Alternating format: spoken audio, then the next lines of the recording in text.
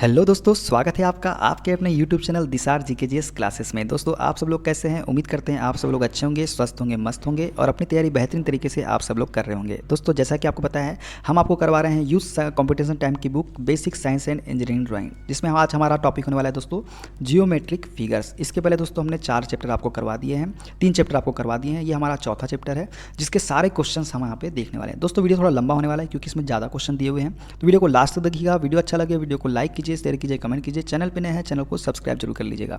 और दोस्तों आप हमसे जुड़ना चाहते हैं तो टेलीग्राम चैनल ज्वाइन कर लीजिए। टेलीग्राम चैनल का लिंक मैंने डिस्क्रिप्शन बॉक्स में आपको दे दिया है। दोस्तों ज़्यादा से ज़्यादा संख्या में शेयर कीजिए। चलते हैं, स्टार्ट करते हैं आज का सेशन और देखते हैं आज का अपना पहला क्वेश्चन।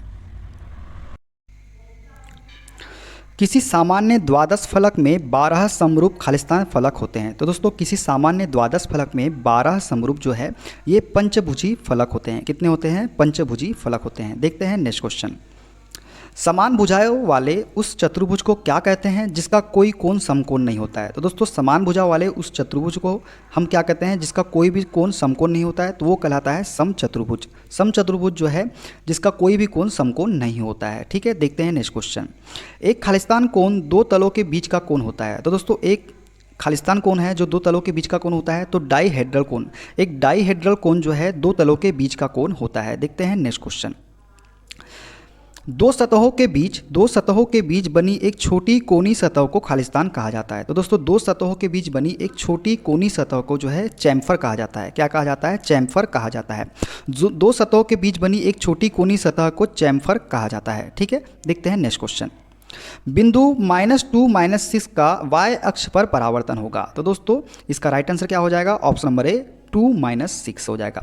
जब कोई बिंदु y अक्ष में परावर्तित होता है तो y निर्देशांक समान रहता है जबकि x निर्देशांक परिवर्तित हो जाता है। तो इसमें x निर्देशांक -2 था तो -2 का क्या होगा? +2 हो जाएगा, लेकिन y निर्देशांक सेम वही का वही रहेगा। तो इसका राइट आंसर क्या हो जाएगा? ऑप्शन नंबर ए 2 और -6। देखते हैं नेक्स्ट क्वेश्चन। खालिस्तान वक्र कर्व एक यौगिक वक्र है जिसमें 2 वक्र होते हैं जो स्पर्श रेखा के एक बिंदु पर जुड़ते हैं और एक समान स्पर्श रेखा के एक ही तरफ स्थित होते हैं। तो दोस्तों इसका राइट आंसर हो जाएगा ऑप्शन नंबर डी ओगी या द्विज्या। ओगी या द्विज्या जो है वक्र कर्व एक यौगिक वक्र है जिसमें 2 वक्र होते हैं जो स्पर्श रेखा के एक बिंदु पर जुड़ते हैं और एक समान स्पर्श रेखा एक ही तरफ स्थित होते हैं। देखते हैं नेक्स्ट क्वेश्चन।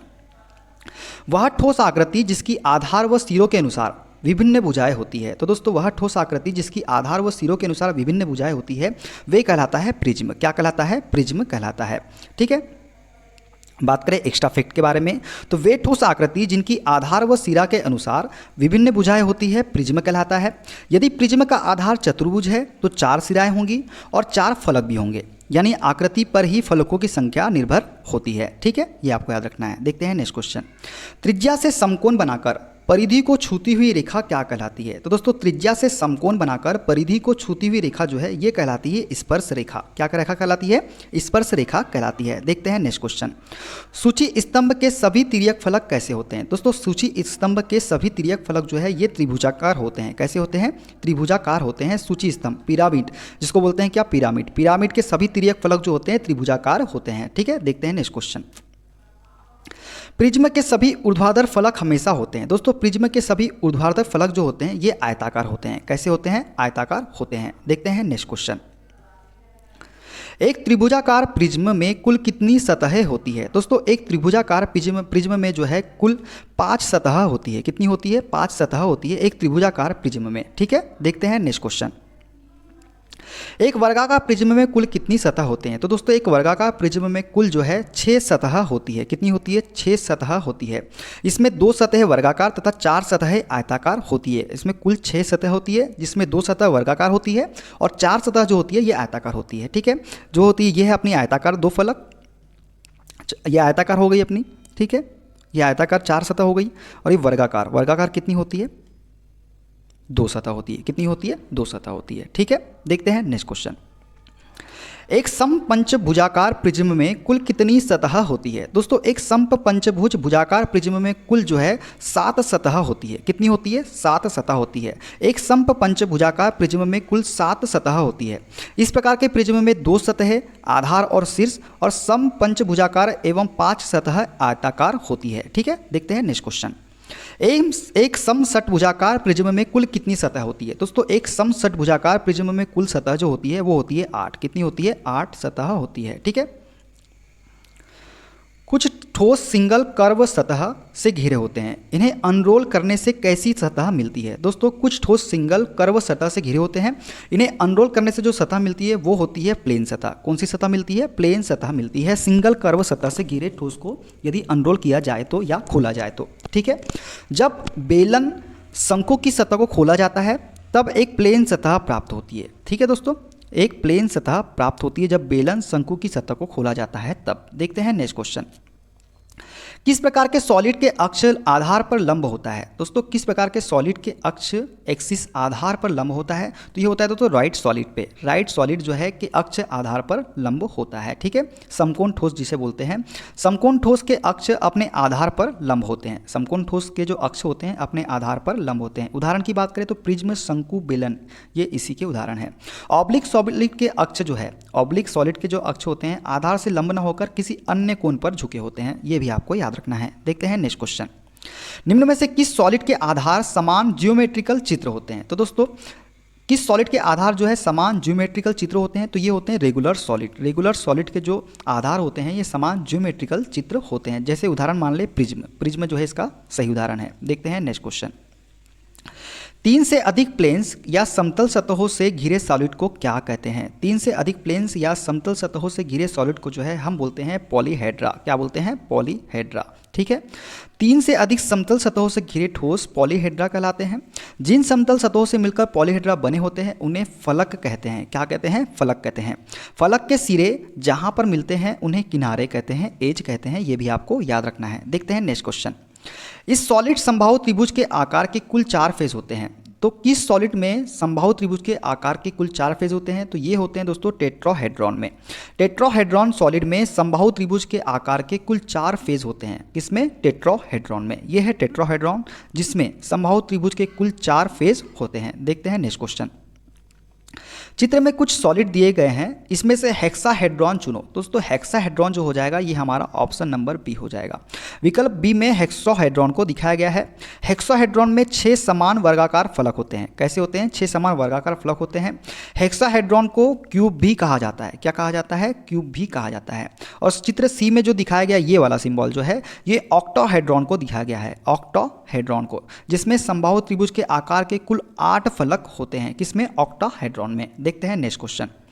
प्रिज्म के फेस इस आकृति के होते हैं। तो दोस्तों प्रिज्म के फेस जो है ये होते हैं वर्ग और आयत, दोनों ही आकृति के होते हैं प्रिज्म के फेस। देखते हैं नेक्स्ट क्वेश्चन। यदि एक्स्ट्रा फैक्ट देख लेते हैं, यदि प्रिज्म का अक्ष लंबवत रूप में है तो इस प्रकार के प्रिज्म को नियमित प्रिज्म कहते हैं। और यदि प्रिज्म का अक्ष किसी कोण पर झुका होता है तो ये तिर्यक प्रिज्म कहलाते हैं। प्रिज्म के फलक कैसे होते हैं? आयताकार होते हैं। ठीक है। देखते हैं नेक्स्ट क्वेश्चन। प्रिज्म व पिरामिड के नाम कैसे रखे जाते हैं? तो दोस्तों प्रिज्म व पिरामिड के नाम जो है ये आधार के आकार के अनुसार रखे जाते हैं। आधार के आकार के अनुसार रखे जाते हैं प्रिज्म व पिरामिड के नाम। देखते हैं नेक्स्ट क्वेश्चन। एक ही ऊंचाई तथा व्यास के बेलन व शंकु अपने अपने आधार पर भूमि पर स्थित हो तो क्षैतिज तल में प्राप्त उनके प्रक्षेप होंगे। ये होंगे दोस्तों समान आकृति के। जो प्रक्षेप हमको प्राप्त होंगे वो समान आकृति के होंगे। देखते हैं नेक्स्ट क्वेश्चन। विच्छेदित प्रिज्म के इस फोल्ड आउट के लिए सामान्यतः प्रयोग में लाए जाने वाला शब्द है। तो जो ये प्रिज्म है विच्छेदित, इसे फोल्ड आउट के लिए सामान्यतः प्रयोग में लाए जाने वाला शब्द जो है ये है विकास, डेवलपमेंट। क्या है? डेवलपमेंट है जो प्रयोग में इसका शब्द यूज़ किया जाएगा, इसे डेवलपमेंट या विकास कहा जाएगा। देखते हैं नेक्स्ट क्वेश्चन। वह नियमित बहुफलकी ठोस जो सबसे कम फलक रखता है वह है, जो सबसे कम फलक रखता है दोस्तों वो है चतुष्फलक। चतुष्फलक जो है 4 या 4 से अधिक फलकों से मिलकर बने ठोस को बहुफलक कहते हैं। चतुष्फलक में सबसे कम फलक होते हैं जिनकी संख्या कितनी होती है? 4 होती है। अब ज्यामितीय ठोस और उनकी फलकों की संख्या हम आपको बता देते हैं। घन में जो फलकों की संख्या होती है वो होती है दोस्तों 6। वर्गाकार सूची स्तंभ में या पिरामिड में, वर्गाकार पिरामिड में फलकों की संख्या जो होती है 5 होती है। त्रिभुजाकार प्रिज्म में 5 होती है और चतुष्फलक में 4 होती है फलकों की संख्या। देखते हैं नेक्स्ट क्वेश्चन। षटभुजाकार प्रिज्म में पार्श्व सतह किस आकृति में होती है? तो दोस्तों षटभुजाकार प्रिज्म में पार्श्व सतह जो होती है ये आयताकार आकृति में होती है, आयताकार आकृति में होती है। ये वाली जो भुजा है पार्श्व भुजा, ये वाली, ये कौन सी आकृति में होती है? आयताकार आकृति में होती है। षटभुजाकार प्रिज्म में 6 पार्श्व फलक होते हैं जिनकी आकृति आयताकार होती है। इनकी संख्या कितनी है दोस्तों? 6 है, ये आपको याद रखना है। ठीक है, देखते हैं नेक्स्ट क्वेश्चन। 8 एक समान लंबाई वाली भुजाओं से बनी त्रिभुजाकार सतहों से कौन सी ठोस आकृति बनती है? तो दोस्तों ये बनती है ऑक्टोहेड्रॉन। अभी हमने आपको स्टार्टिंग में बताया था ऑक्टोहेड्रॉन, जो 8 एक समान लंबाई वाली भुजाओं से बनी त्रिभुजाकार सतहों से आकृति बनती है, त्रिभुजाकार सतहों से। बात करें एक्स्ट्रा फैक्ट के बारे में दोस्तों, तो चतुष्फलक जो है, टेट्राहेड्रॉन जो है, ऐसे ठोस में 4 समान फलक होता है तथा प्रत्येक फलक समबाहु त्रिभुज होता है। षटफलक की बात करें, इसमें 6 समान फलक होता है तथा प्रत्येक फलक वर्ग होता है। अष्टफलक की बात करें तो 8 समान फलक होते हैं तथा प्रत्येक फलक समबाहु त्रिभुज होता है। द्वादश फलक की बात करें दोस्तों तो 12 समान फलक होते हैं तथा प्रत्येक फलक एक समपंचभुज होता है। ठीक है, देखते हैं नेक्स्ट क्वेश्चन। विपरीत भुजाएं बराबर और समांतर है और विपरीत कोण बराबर है परंतु विकर्ण बराबर नहीं है, लेकिन एक दूसरे को द्विभाजित करते हैं। इसका सही नाम बताइए। तो इसका सही नाम हो जाएगा दोस्तों ऑप्शन नंबर डी, समांतर चतुर्भुज।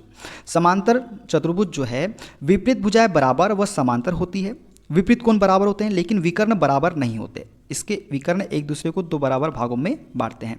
वर्ग जो है, चारों भुजाएं समान व प्रत्येक कोण समकोण होता है वर्ग में, ये भी आपको याद रखना है। देखते हैं नेक्स्ट क्वेश्चन। व्रत की परिधि के अंश को कहते हैं, तो दोस्तों व्रत की परिधि के अंश को जो है चाप कहते हैं। क्या कहते हैं? चाप कहते हैं। व्रत की परिधि के अंश को चाप कहते हैं। व्रत के चाप तथा उससे संबंधित जीवा से बने व्रत के भाग को व्रतखंड कहते हैं। ठीक है, देखते हैं नेक्स्ट क्वेश्चन। एक व्रत में डिग्री होती है दोस्तों, एक व्रत में 360 डिग्री होती है। कितनी होती है? 360 डिग्री होती है एक व्रत में। त्रिभुज में आंतरिक कोणों का योग 180 डिग्री होता है, चतुर्भुज में 360 डिग्री होता है, पंचभुज में 545 डिग्री होता है और षटभुज में 720 डिग्री होता है आंतरिक कोणों का योग। ठीक है, देखते हैं नेक्स्ट क्वेश्चन। सभी वस्तुएं एक ज्यामितीय सतह से घिरे होते हैं। इन सतहों को विभिन्न प्रकार से वर्गीकृत कर सकते हैं। कौन सा ठोस सम सतह से घिरा होता है? तो दोस्तों सम सतह से घिरा होता है अपना पिरामिड। पिरामिड जो है ये सम सतह से घिरा होता है। ठीक है, सूची स्तंभ वे ठोस होते हैं जिनका आधार एक बहुभुज होता है तथा आधार की प्रत्येक कोर पर स्थित त्रिभुजाकार फलक इसके आधार के मध्य बिंदु से जाने वाली किसी बिंदु पर मिलते हैं। इनके सभी त्रिभुजाकार फलक एक ही ज्यामिति के होते हैं। देखते हैं नेक्स्ट क्वेश्चन। वह आकृति जिसके शीर्ष के फेस लंबाई के बराबर है वह क्या कहलाती है? तो दोस्तों वह आकृति जिसके शीर्ष के फेस लंबाई के बराबर होती है वो कहलाती है समकोण ठोस आकृति। क्या कहलाती है? समकोण ठोस आकृति कहलाती है। देखते हैं नेक्स्ट क्वेश्चन। एक अष्टभुजी बहुभुज को कहते हैं, तो दोस्तों एक अष्टभुजी बहुभुज को हम बोलते हैं ऑक्टोगोन। क्या बोलते हैं? ऑक्टोगोन बोलते हैं अष्टभुजी बहुभुज को। ठीक है, बात करें डेकागॉन की, तो डेकागॉन में 10 भुजाएं होती है, हेक्सागॉन में 6 भुजाएं होती है और हेप्टागॉन में 7 भुजाएं होती है। ठीक है, और 8 भुजा वाले बहुभुज अष्टभुज या ऑक्टोगोन कहते हैं। ऑक्टोगोन जो है इसके संपूर्ण कोण का मान 1080 डिग्री होता है, ये भी आपको याद रखना है। देखते हैं नेक्स्ट क्वेश्चन। पिरामिड के फेज इस आकार के होते हैं, तो दोस्तों पिरामिड के फेज जो है ये होते हैं समद्विबाहु त्रिभुज के आकार के। किस प्रकार के होते हैं? समद्विबाहु त्रिभुज आकार के होते हैं पिरामिड के फेज। देखते हैं नेक्स्ट क्वेश्चन। 12 भुजाओं वाले समबहुभुज के आंतरिक कोण का मान होता है, तो दोस्तों 12 भुजाओं वाले समबहुभुज के आंतरिक कोण का मान जो होता है ये होता है 150। ठीक है, अब दोस्तों हमको बोला है 12, n बराबर कितना दिया है? 12। आंतरिक कोण का जो फॉर्मूला होता है वो होता है n × 2 - 4 divided by n × 90 degree, ये होता है। n हमको दिया हुआ है कितना दोस्तों? n हमको दिया हुआ है कितना? 12 × 2 - 4 डिवाइडेड बाय 12 इंटू में 90। ठीक है, 12 से 12 कैंसिल हो जाएगा दोस्तों। या एक काम करते हैं अपन, ऐसा नहीं करते, इसको अपन एक ले लेते हैं कि कम लेते हैं। ये हो जाएगा 12 × 2 - 4 डिवाइडेड बाय 12 इंटू 90। तो इसको अपन एक काम कर लेते हैं, ये हो जाएगा क्या? ये हो जाएगा 12 × 2 - 4, 12 × 2 - 4 इंटू 90 अपॉन में 12 कर लेते हैं। ठीक है, अब क्या हो जाएगा? 24 में से 4 जाएगा, कितना बचेगा दोस्तों? 20। ये हो जाएगा 20 × 90 अपॉन में 12। ठीक है, 90 अपॉन में 12 काटेंगे दोस्तों इसको अपन, तो 6 से काट देंगे, तो 6 से कटेगा कि नहीं कटेगा? हाँ कट जाएगा। ये कटेगा 6 से 2 बार में और 6 से कटेगा 15 बार में। ठीक है, 2 से काटेंगे अपन 10 बार में और 15 का × 10 में करेंगे तो कितना निकल के आ जाएगा हमारा? ये आ जाएगा हमारा 150 डिग्री। तो इस प्रकार से आप सभी आंतरिक कोण का मान निकाल सकते हैं। आंतरिक कोण का फॉर्मूला आपको ये याद रखना है, n into 2-4 divided by n into 90। जब 12 भुजा हमको जी भुजा दी हो और आंतरिक कोण पूछे तो ये हमको फॉर्मूला यूज़ करना है। देखते हैं नेक्स्ट क्वेश्चन। इस समबाहुभुज के कोनों के बिंदुओं को केंद्र से मिला दे तो समबाहु त्रिभुज बनती है। तो इसका राइट आंसर क्या हो जाएगा? षटभुज। षटभुज समबाहुभुज के कोनों के बिंदुओं को केंद्र से मिला दे तो समबाहु त्रिभुज बनती है। देखते हैं नेक्स्ट क्वेश्चन। किसी शंकु या पिरामिड को उसके आधार के समानांतर काटकर उसके ऊपरी हिस्से को हटाने पर शेष निचले भाग को क्या कहते हैं? तो ये कहते हैं दोस्तों फ्रस्टम। क्या कहते हैं? फ्रस्टम। किसी शंकु या पिरामिड को उसके आधार के समानांतर काटकर उसके ऊपरी हिस्से को हटाने पर शेष निचले भाग को हम फ्रस्टम कहते हैं। ठीक है, फ्रस्टम कहते हैं। फ्रस्टम मतलब बोलते हैं दोस्तों छिन्नक। छिन्नक आपको याद रखना है, इसका मतलब छिन्नक होता है। क्या होता है? फ्रस्टम मतलब छिन्नक। कंफ्यूज ना हो, छिन्नक हो सकता है आपको वो ना दे और ये दे दे डायरेक्ट। ठीक है, देखते हैं नेक्स्ट क्वेश्चन। एक बहुभुज के आंतरिक कोण और बाहरी कोण का योग होता है। तो दोस्तों एक बहुभुज के आंतरिक कोण और बाहरी कोण का योग जो होता है वो होता है 180 डिग्री। ठीक है, ये आपको याद रखना है। देखते हैं नेक्स्ट क्वेश्चन। दिए गए ड्राइंग में पेंटागोनल पिरामिड पहचाने। तो पेंटागोनल पिरामिड जो हो जाएगा ये हो जाएगा पेंटागोनल पिरामिड। क्या हो जाएगा? Pentagonal pyramid. ठीक है, ये होता है दोस्तों हमारा त्रिभुजाकार पिरामिड, इसका सिंबल आपको याद रखना है। वर्गाकार पिरामिड, नीचे वर्ग दिखेगा आपको, दिख रहा है वर्ग, वर्गाकार पिरामिड। पंचभुजाकार पिरामिड, तो दोस्तों नीचे देखिए पंचभुजा दिखेगी आपको, 1 2 3 4 5 पंचभुजा। ठीक है, षटभुजाकार दोस्तों नीचे देखिए आप, नीचे देखिए 6 भुजा दिख रही होगी, 1 2 3 4 5 6, तो षटभुजाकार पिरामिड, ये आपको याद रखना है। देखते हैं नेक्स्ट क्वेश्चन। एक समबाहुभुज के बाह्य कोणों का योग होता है। तो दोस्तों एक समबाहुभुज के बाह्य कोणों का योग होता है 360 डिग्री। ठीक है, एक समबाहुभुज के बाह्य कोण का 360 डिग्री होता है और एक समबाहुभुज का प्रत्येक बाह्य कोण बराबर होता है 360 डिवाइडेड बाई n। ठीक है, n जो है बहुभुज के भुजाओं की संख्या, ये फॉर्मूला आपको याद रखना है। ठीक है, देखते हैं नेक्स्ट क्वेश्चन। बहुभुज को उनकी भुजाओं की संख्या के आधार पर जाना जाता है। निम्न में से कौन सा सपाट चित्र हेप्टागोन है? तो हेप्टागोन कौन सा हो जाएगा? Option number C. कितना हो जाएगा? ऑप्शन नंबर सी जो है इसका राइट आंसर हो जाएगा। चित्र सी में प्रदर्शित बहुभुज एक सप्त बहुभुज है। हेप्टागोन मतलब सप्त बहुभुज। देखिए 1 2 3 4 5 6 7, तो सप्त बहुभुज है कि नहीं है? है। सप्तभुज के आंतरिक कोणों का योग दोस्तों 900 डिग्री होता है। सप्तभुज का प्रत्येक आंतरिक कोण 128.57 डिग्री होता है और सप्तभुज के प्रत्येक बाह्य कोण का मान 51.5 डिग्री होता है। ये आपको याद रखना है। ठीक है, देखते हैं नेक्स्ट क्वेश्चन। घन के सभी फलक कैसे होते हैं? तो घन के सभी फलक जो होते हैं ये होते हैं वर्गाकार। ठीक है, देखते हैं नेक्स्ट क्वेश्चन। बहुभुज अपनी भुजाओं की संख्या द्वारा जाने जाते हैं। निम्न में से कौन सी समतल आकृति नौभुज है? तो नौभुज वाला कौन सा दिख रहा है आपको? ऑप्शन नंबर बी है जो नौभुज है। ठीक है, देखते हैं नेक्स्ट क्वेश्चन। एक द्वादश फलक में फलकों की संख्या कितनी होती है दोस्तों? तो एक द्वादश फलक में फलकों की संख्या जो होती है ये होती है 12। ठीक है, द्वादश फलक में फलकों की संख्या 12, 20 फलक में 20 होती है, अष्ट फलक में 8 होती है। ठीक है, देखते हैं नेक्स्ट क्वेश्चन। एक वर्गाकार प्रिज्म में कितनी सतह होती है? तो दोस्तों एक वर्गाकार प्रिज्म में जो होती है ये 4 सतह होती है। एक वर्गाकार प्रिज्म में कुल 6 फलक होते हैं तथा 4 फलक प्रिज्म के अक्ष के समांतर होते हैं तथा 2 फलक आधार के फलक जिनकी आकृति वर्गाकार होती है। ठीक है, देखते हैं नेक्स्ट क्वेश्चन। खालिस्तान के मापन के लिए केवल आकृति की चक्रिता निर्धारित की जाती है। तो दोस्तों गोलाई मापने के लिए आकृति की चक्रिता निर्धारित की जाती है। ठीक है, देखते हैं नेक्स्ट क्वेश्चन। ज्यामिति प्रतिरूप के मानचित्रण में खालिस्तान सम्मिलित है। तो दोस्तों ज्यामिति प्रतिरूप के मानचित्रण में सम्मिलित होता है ऑप्शन नंबर सी। क्या? अनुवाद की मानचित्रण और घूर्णी मानचित्रण दोनों जो है ये मानचित्रण में सम्मिलित होता है। देखते हैं नेक्स्ट क्वेश्चन। ड्राइंग में गोले की त्रिज्या खालिस्तान प्रतीक द्वारा योजित किया जाता है। तो दोस्तों ड्राइंग में गोले की त्रिज्या जो है ये है एसआर के द्वारा योजित किया जाता है। ठीक है, जबकि वृत्त की त्रिज्या को पाई आर से प्रदर्शित किया जाता है। ये भी आपको याद रखना है, वृत्त की त्रिज्या पूछ ले तो पाई आर आपको याद रखना है। देखते हैं नेक्स्ट क्वेश्चन। सतह फिनिश को खालिस्तान प्रतीक द्वारा विनिर्दिष्ट किया जाता है। तो दोस्तों सतह फिनिश को त्रिकोण के द्वारा, ट्राइंगल प्रतीक द्वारा विनिर्दिष्ट किया जाता है। ठीक है, देखते हैं नेक्स्ट क्वेश्चन। निम्नलिखित में से किस आरेखन प्रतीक में आधार नहीं है? तो दोस्तों समतलता में जो है आरेखन प्रतीक में आधार नहीं होता है। देखते हैं नेक्स्ट क्वेश्चन। आरेखन प्रतीक जो ये प्रतीक दिया है किसको प्रस्तुत करता है? तो दोस्तों ये जो प्रतीक है ये प्रस्तुत करता है कुल रनआउट को। किसको? कुल रनआउट को क्या बोलते हैं? प्रस्तुत करता है आरेखन प्रतीक जो दिया गया है। ठीक है, देखते हैं नेक्स्ट क्वेश्चन। अपेक्षा अधिक विमा खालिस्तान है। अपेक्षा अधिक विमा जो होती है ये होती है अनावश्यक विमा। क्या होती है? अनावश्यक विमा होती है। देखते हैं नेक्स्ट क्वेश्चन। अब देख लेते हैं, आपेक्षिक विमा एक आवश्यक विमा है, क्या होती है, अनावश्यक विमा है, ठीक है। अब ये जो है लीनियर डायमेंशन की बात करें तो ये जो लीनियर डायमेंशन का फिगर जो होता है ये होता है। अलाइन डायमेंशन का फिगर आपसे पूछ ले तो ये आपको देखना है, ध्यान देना है, ठीक है। क्या देना है, ये ध्यान देना है आपको, अलाइन।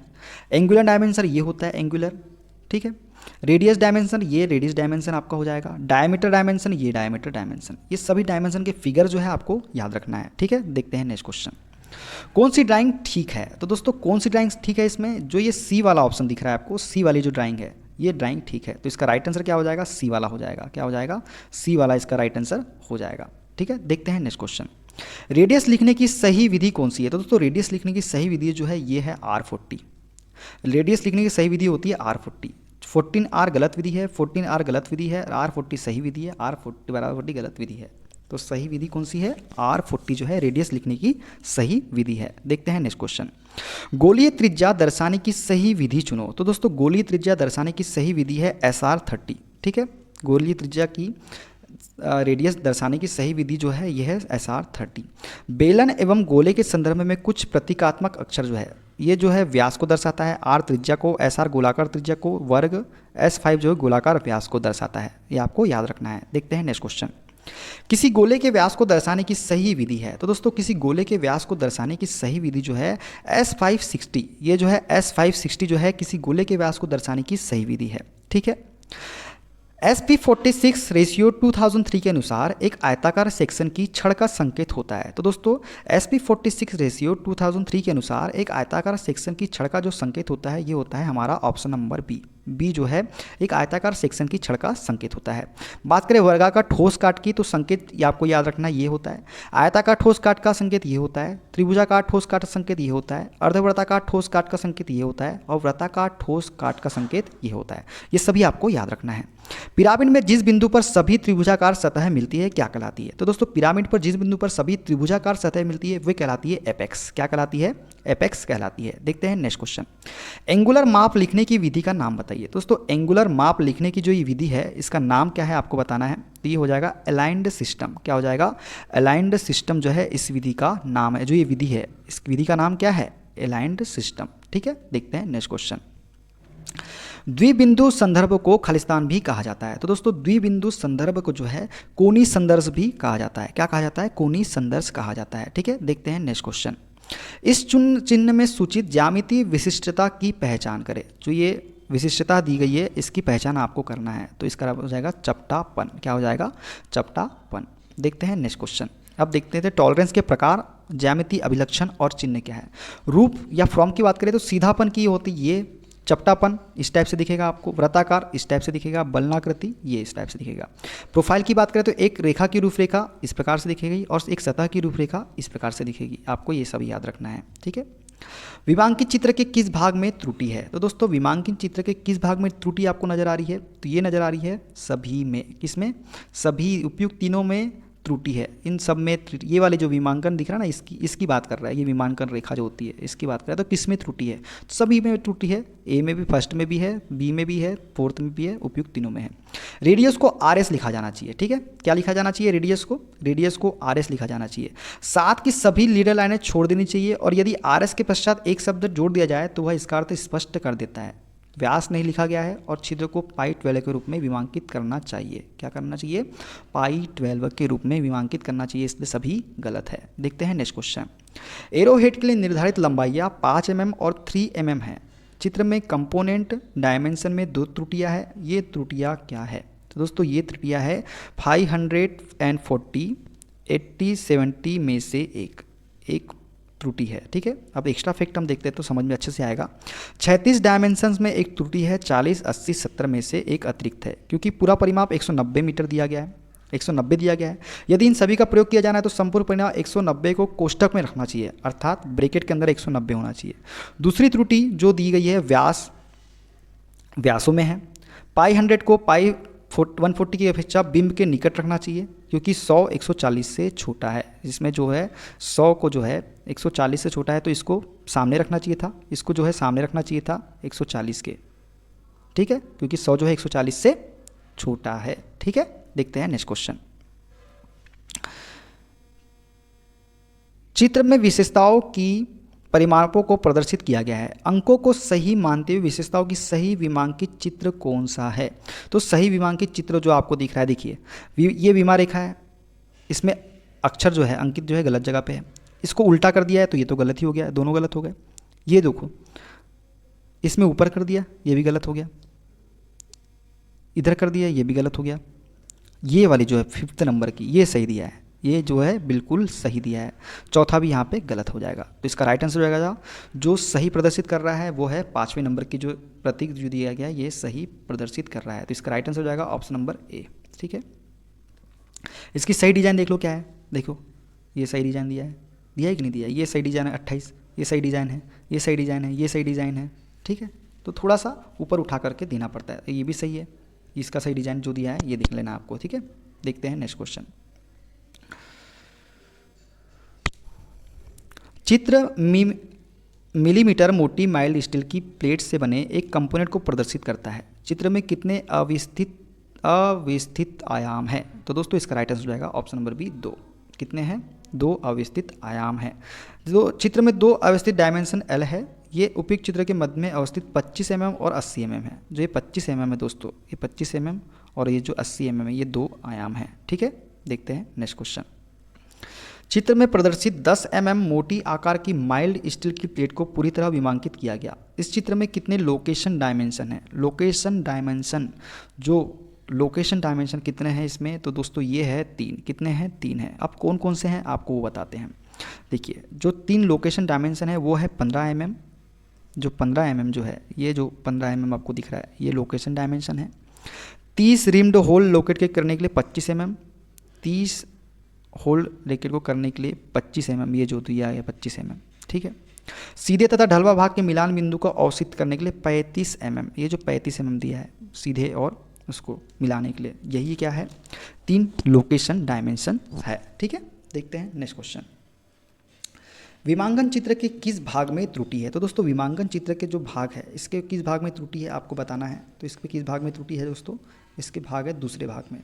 जो विमांकन का दूसरा भाग है, दूसरे भाग में इसकी त्रुटि है। ठीक है, कौन से भाग में है? दूसरे भाग में इसकी त्रुटि है। ये वाला जो भाग है, ये वाला भाग, इसमें त्रुटि है। ठीक है, देखते हैं नेक्स्ट क्वेश्चन। विमांकित चित्र के किस भाग में त्रुटि है? तो दोस्तों विमांकित चित्र के किस भाग में त्रुटि है? पहले भाग में त्रुटि है। पहले भाग में कैसे त्रुटि है? देखिए 0.6 रेडियन दिया गया है। तो दोस्तों रेडियन में नहीं, कोनी माप डिग्री में होना चाहिए, रेडियन में नहीं होना चाहिए। जो कोनी माप जो होता है ये रेडियन में दिया है, ये जबकि किस में होना चाहिए? डिग्री में होना चाहिए। तो ये जो पहली वाले जो भाग है ये त्रुटि है। ठीक है, देखते हैं नेक्स्ट क्वेश्चन। विमांकन चित्र के किस भाग में त्रुटि है? तो दोस्तों विमांकित चित्र के किस भाग में त्रुटि दिख रही है आपको? तीनों में, सभी में त्रुटि नजर आ रही है आपको। कैसे? सभी डायमेंशन कंपोनेंट ड्राइंग बाहर होने चाहिए और पुर्जों के बगल में रखने चाहिए। अब देखो ये जो कंपोनेंट है सब बाहर दिए हैं क्या? नहीं दिए हैं, ये तो अंदर दे दिए ना, तो सभी में त्रुटि है, बात खत्म। ठीक है, इसका आंसर हो जाएगा उपयुक्त तीनों में। देखते हैं नेक्स्ट क्वेश्चन। नीचे चित्र में प्रदर्शित 3 mm मोटे टेम्पलेट को बुरी तरह विमांकित किया गया है। कितने डायमेंशंस गलत तरीके से दिखाए गए हैं? अब कितने डायमेंशन आपको गलत तरीके से दिखाए गए हैं ये भी आपको याद रखना है। तो इसका आंसर तो हो जाएगा 8 डायमेंशंस। 8 डायमेंशंस कैसे? देखो पहला तो ये दिख गया, दूसरा ये दिख गया। ठीक है, अब बहुत सारा गिनना पड़ेगा दोस्तों, आप देख लीजिएगा, इसको देख के आप देख लीजिएगा। ठीक है, चलो देखते हैं नेक्स्ट क्वेश्चन। ऑब्जेक्ट लाइन व डायमेंशन लाइन के बीच में कम से कम कितना अंतर होना चाहिए? तो दोस्तों ऑब्जेक्ट लाइन व डायमेंशन लाइन के बीच में जो अंतर होना चाहिए 8 mm का होना चाहिए। ठीक है, 8 mm का होना चाहिए। देखते हैं नेक्स्ट क्वेश्चन। सही ड्राइंग को चुनिए। तो सही ड्राइंग जो हो जाएगी दोस्तों, ये ए नंबर वाली ही हमारी सही ड्राइंग है। ठीक है, देखिए सब कुछ सही तरीके से दिख रहा है कि नहीं दिख रहा है? बिल्कुल, हाँ, तो ए वाली हमारी सही हो जाएगी। देखते हैं नेक्स्ट क्वेश्चन। निम्न में से चित्र मापन का सही ढंग है। तो चित्र मापन का सही ढंग है जो, तो ये है सी वाला। ठीक है, देखते हैं नेक्स्ट क्वेश्चन। एरो लगाने का सही तरीका कौन सा है दोस्तों? तो एरो लगाने का सही तरीका बी वाला हो जाएगा, ये आपको याद रखना है। एरो हेड की लंबाई होती है दोस्तों, एरो हेड की लंबाई जो होती है तो मोटाई का 3 गुना होती है। एरो हेड की लंबाई तथा मोटाई में 3:1 का अनुपात होता है, अर्थात लंबाई मोटाई की 3 गुना होता है। देखते हैं नेक्स्ट क्वेश्चन। मापन लिखने की विधि बताइए। तो माप लिखने की विधि जो है ये है कौन सी? Unidirectional system. यूनिडायरेक्शनल सिस्टम है माप लिखने की विधि, ये वाला, ये जो विधि दिख रही है आपको यूनिडायरेक्शनल विधि है। देखते हैं नेक्स्ट क्वेश्चन। अब यूनिडायरेक्शनल विधि है क्या? तो यूनिडायरेक्शनल सिस्टम में किसी वस्तु की सभी विमाएं ड्राइंग शीट पर इस प्रकार दर्शाते हैं कि सामने से देखने पर सभी विमाएं सीधी व ऊर्ध्वाधर दिखाई दे, चाहे विमा किसी भी दिशा में हो। ठीक है, देखते हैं नेक्स्ट क्वेश्चन। तिरछे अक्षरों के लिए ऊर्ध्वाधर से कोण कितना होता है? तो दोस्तों तिरछे अक्षरों के लिए ऊर्ध्वाधर से जो कोण होता है ये होता है 15 डिग्री। कितना डिग्री होता है? 15 डिग्री होता है। भारतीय मानक संस्था के अनुसार झुके अक्षरों का झुकाव 36 से 75 डिग्री या ऊर्ध्वाधर से 15 डिग्री कोण पर रखा जाता है। देख लीजिए 15 डिग्री तो दे दिया, 75 डिग्री भी आपको याद रखना है 36 से। ठीक है, देखते हैं नेक्स्ट क्वेश्चन। अक्षरों को प्रायः किस नाम से संबोधित किया जाता है? तो दोस्तों अक्षरों को प्रायः अपर केस और लोअर केस इन दोनों ही नामों से संबोधित किया जाता है। देखते हैं नेक्स्ट क्वेश्चन। लोअर केस अक्षरों की ऊंचाई कितनी होती है? तो लोअर केस अक्षरों की ऊंचाई 2.5 से 14 mm तक के होती है। देखते हैं नेक्स्ट क्वेश्चन। अभियांत्रिक रेखा चित्र में कई प्रकार के अक्षर के प्रकार होते हैं। अक्षर ABCDEFG के प्रकार का नाम बताइए। तो ये है दोस्तों गोथिक। कौन सा है? गोथिक। आरेखन में कई प्रकार के अक्षरों के प्रकार हैं, जिसमें गोथिक अक्षर, रोमन अक्षर, टेक्स्ट अक्षर, इटैलिक अक्षर। गोथिक अक्षर इन अक्षरों व अंकों के स्ट्रोक की कुछ मोटाई होती है। तकनीकी ड्राइंग में इस शैली का प्रयोग किया जाता है। अक्षर ABCDEFG गोथिक अक्षर है। ठीक है, कौन से अक्षर है? गोथिक अक्षर है। देखते हैं नेक्स्ट क्वेश्चन।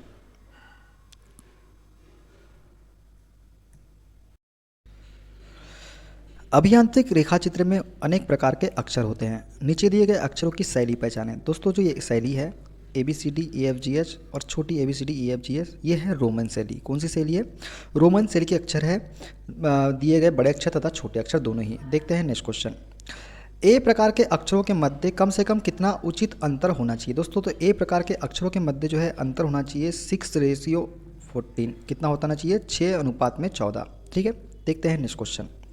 IS 9609-1983 के अनुसार अक्षरों की मानक ऊंचाई किस संख्या के प्रोग्रेसिव अनुपात में होती है? तो दोस्तों ये होती है √2 के प्रोग्रेसिव अनुपात में। ठीक है, मानक ऊंचाई जो होती है अक्षरों की वर्गमूल 2 के प्रगतिशील अनुपात में होती है। देखते हैं नेक्स्ट क्वेश्चन।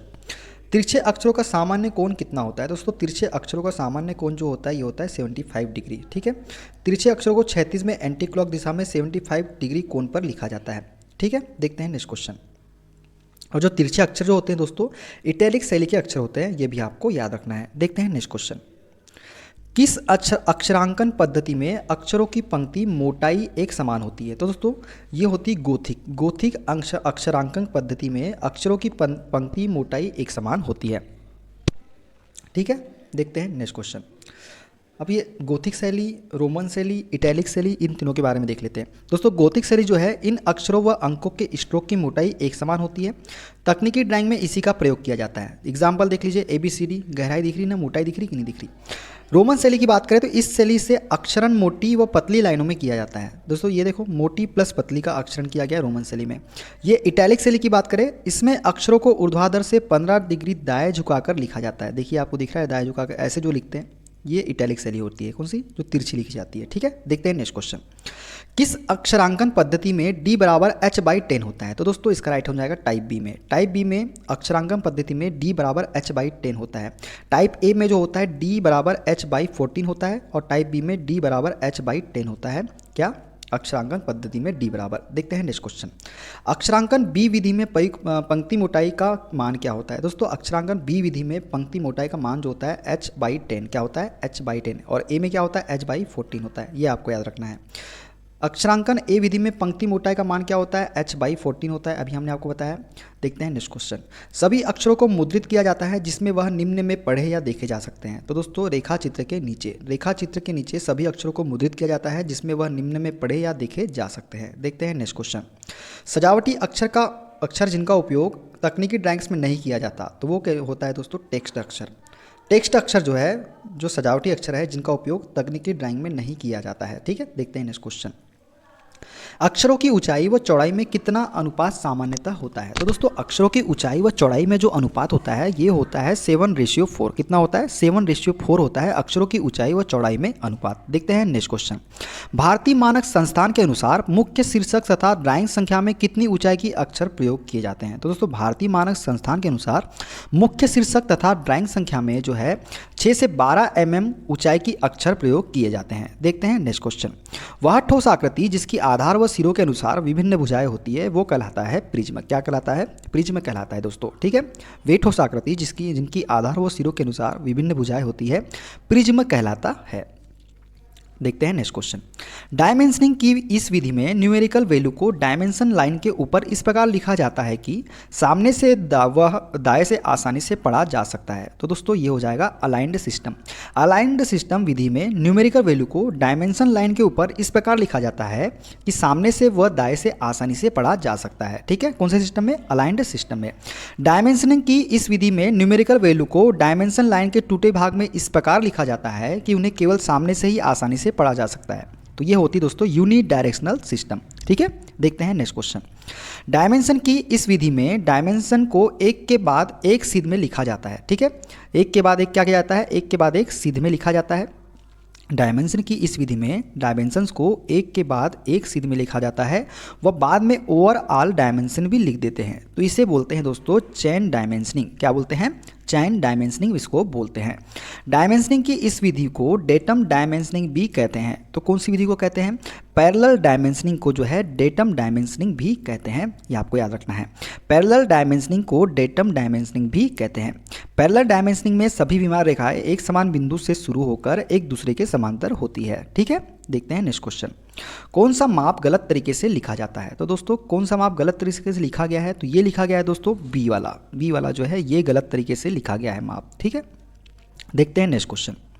डायमेंशनिंग की कौन सी विधि मानक के अनुसार है? तो दोस्तों डायमेंशनिंग की कौन सी विधि मानक के अनुसार है? तो ये है दोस्तों विकल्प ए वाली। ये वाली विधि जो है मानक के अनुसार है। देखते हैं नेक्स्ट क्वेश्चन। सही तरीका छांटना है। सही तरीका कौन सा हो जाएगा दोस्तों? ये हो जाएगा ऑप्शन नंबर सी वाला। देखिए ये वाला तरीका गलत है, ये भी तरीका गलत है और ये भी तरीका गलत है। ठीक है, सी वाला सही है। देखते हैं नेक्स्ट क्वेश्चन। वृत्त का केंद्र दर्शाने के लिए सेंट्रल लाइन काटने की सही विधि पहचानो। दोस्तों वृत्त का केंद्र दर्शाने के लिए सेंट्रल लाइन काटने की सही विधि हो जाएगी ऑप्शन नंबर बी। ये हमारी सही विधि है। देखते हैं नेक्स्ट क्वेश्चन। ये डायमेंशनिंग किसी पार्ट की लंबाई, चौड़ाई और मोटाई आदि को दर्शाती है। तो ये दर्शाती है दोस्तों साइज डायमेंशनिंग। साइज डायमेंशनिंग जो है किसी पार्ट की लंबाई, चौड़ाई, मोटाई आदि को दर्शाती है। ये डायमेंशन पार्ट किसी प्रकार की स्थिति को दर्शाती है। तो स्थिति को दर्शाती है लोकेशन डायमेंशनिंग। लोकेशन डायमेंशनिंग जो है डायमेंशन जो है पार्ट में किसी प्रकार की स्थिति को दर्शाती है। देखते हैं नेक्स्ट क्वेश्चन। इन डायमेंशन का ड्राइंग में सीधे तौर पर कोई अर्थ नहीं होता, इनका मान कम ज़्यादा हो सकता है। तो ये होता है नकारात्मक डायमेंशनिंग। नकारात्मक डायमेंशनिंग में ड्राइंग में सीधे तौर पर कोई अर्थ नहीं होता, इनका मान कम ज़्यादा हो सकता है। ठीक है, देखते हैं नेक्स्ट क्वेश्चन। आउटलाइन या ऑब्जेक्ट लाइन के आगे बारीक रेखा से बढ़ाई गई लाइन कहलाती है। तो ये कहलाती है दोस्तों एक्सटेंशन लाइन। क्या कौन सी लाइन कहलाती है? एक्सटेंशन लाइन कहलाती है।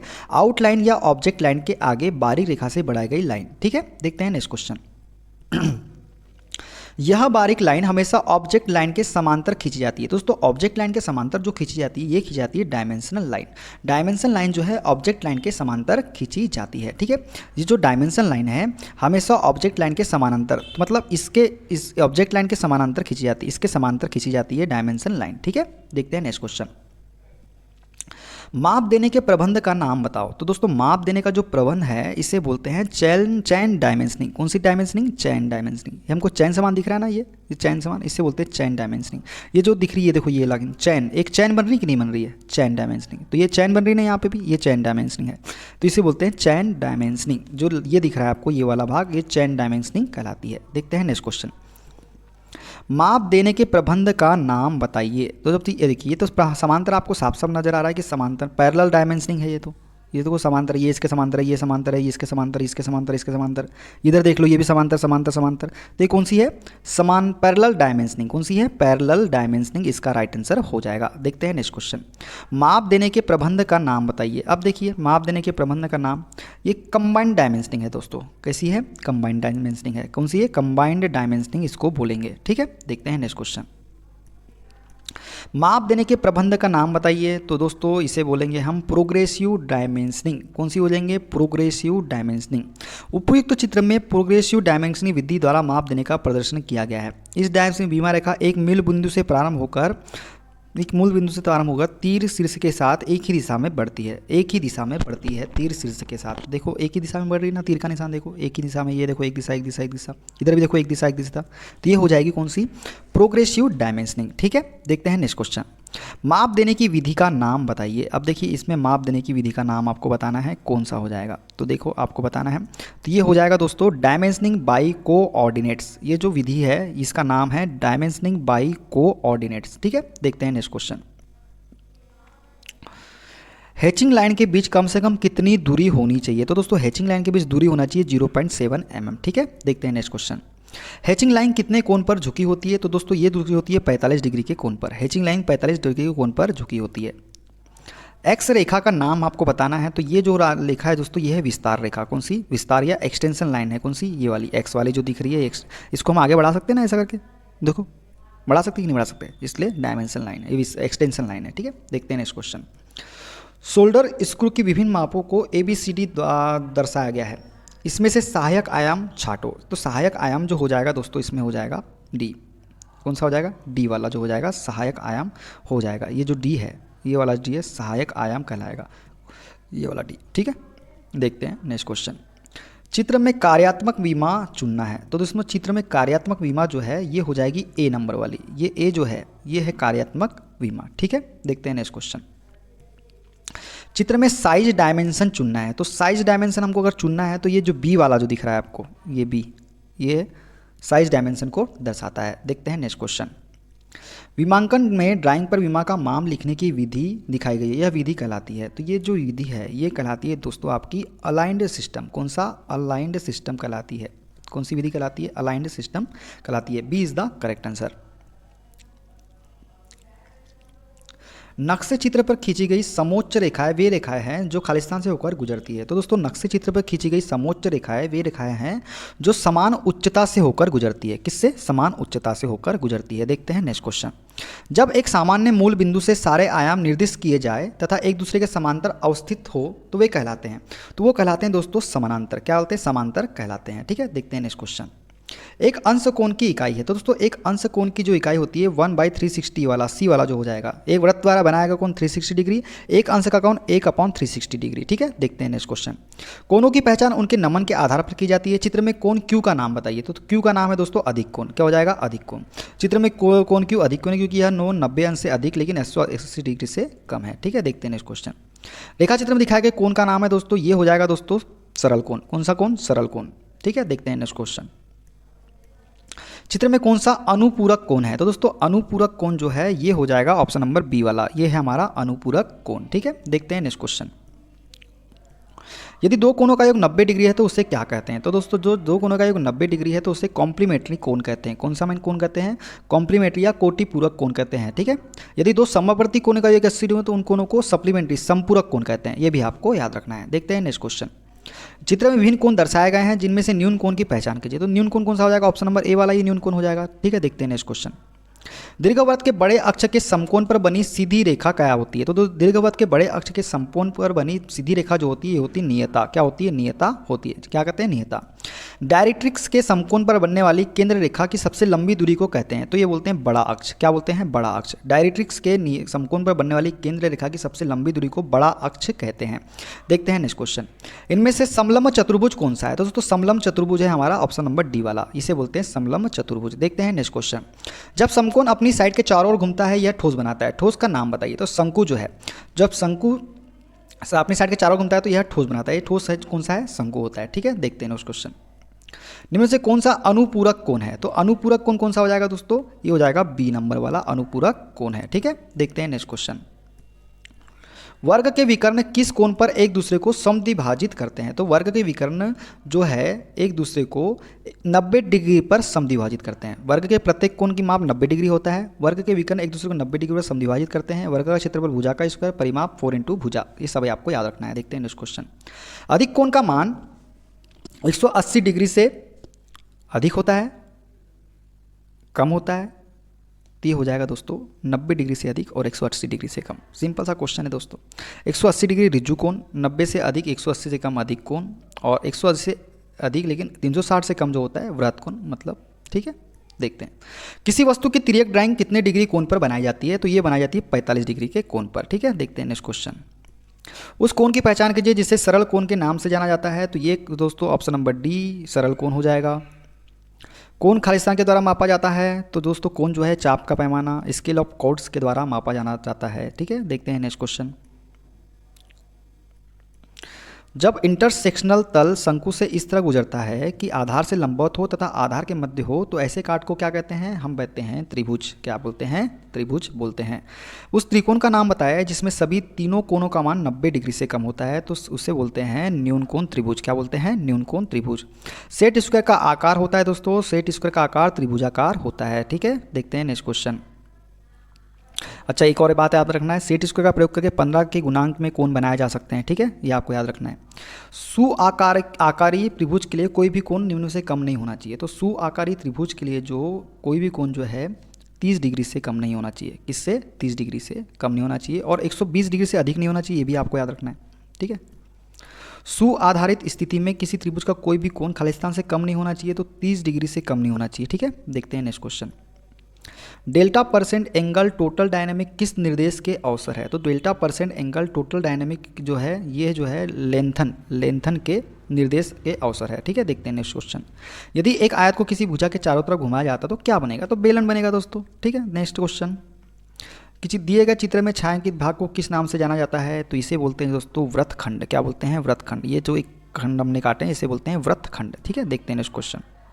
देख लो, ये वृत्तखंड है, अर्धवृत्तखंड, ये त्रिज्यखंड। अगर ऐसा दिख जाए आपको, ऐसा करके ऐसा दिख जाए तो त्रिज्यखंड है। ठीक है, देखते हैं नेक्स्ट क्वेश्चन।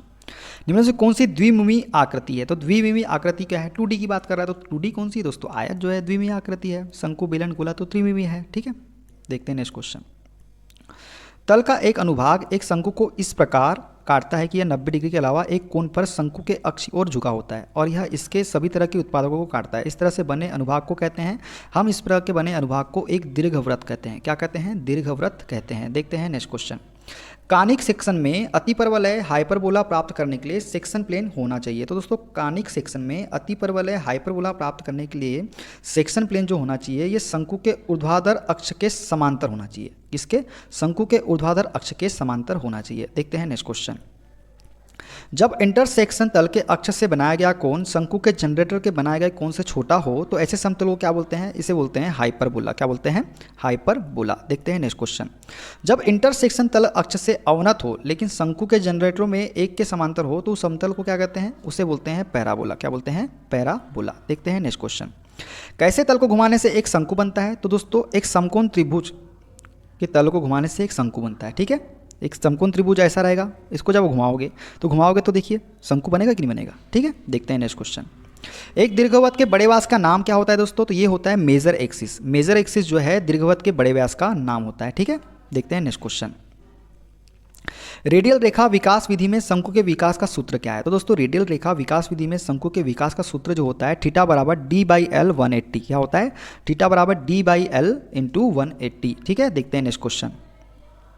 एक राइट सर्कुलर कोण के विभिन्न कोणों में कटिंग प्लेन दिखाए गए हैं, इसमें से दीर्घवृत्त का कटिंग प्लेन चुनना है। तो दीर्घवृत्त का कटिंग प्लेन जो है दोस्तों ये वाला बी वाला दीर्घवृत्त का कटिंग प्लेन है। ठीक है, देखते हैं नेक्स्ट क्वेश्चन।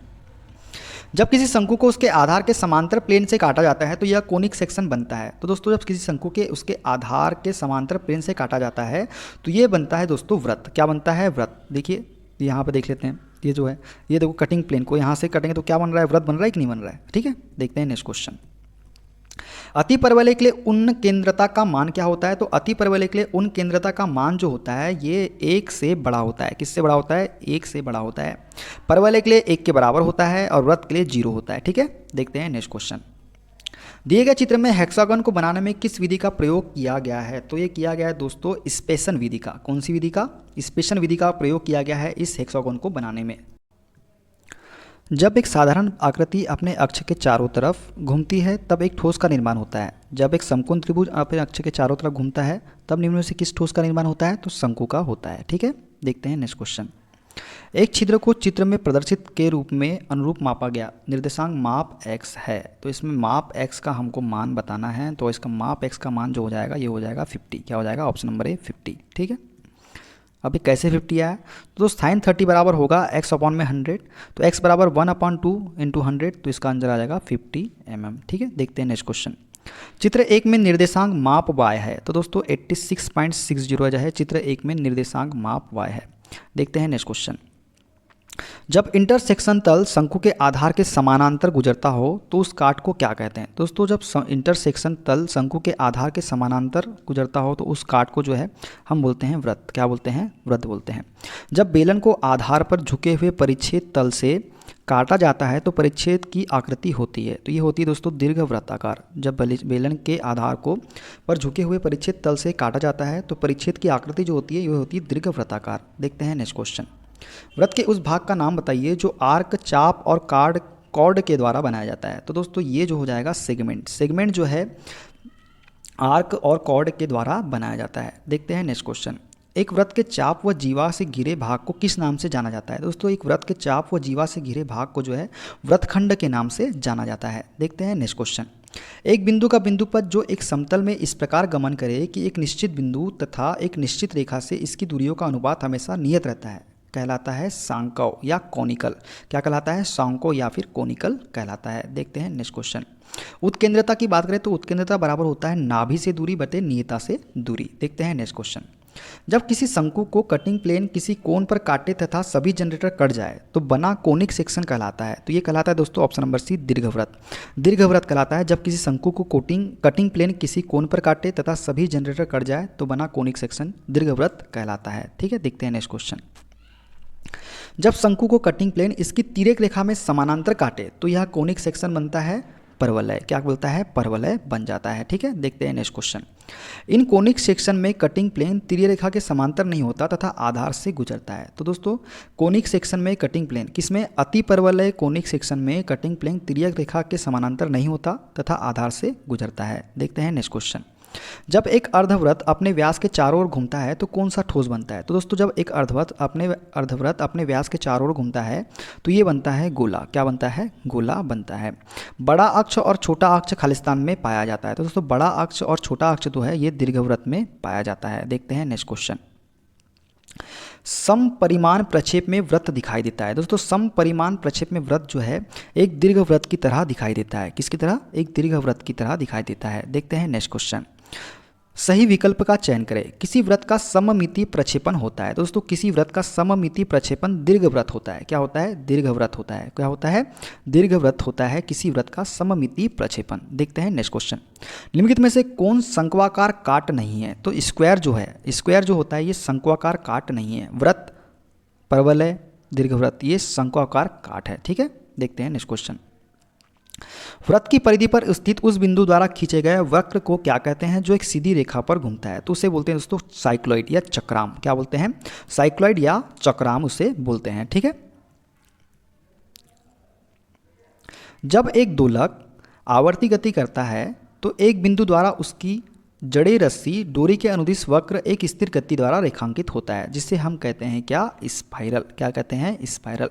जब एक दोलक आवर्ती गति करता है तो एक बिंदु द्वारा उसके रस्सी के अनुदिश वक्र एक स्थिर गति द्वारा रेखांकित होता है जिसे हम स्पाइरल कहते हैं। ठीक है, तो दोस्तों ये थे सारे क्वेश्चन इस टॉपिक के। वीडियो कैसा लगा कमेंट बॉक्स में जरूर बताइएगा।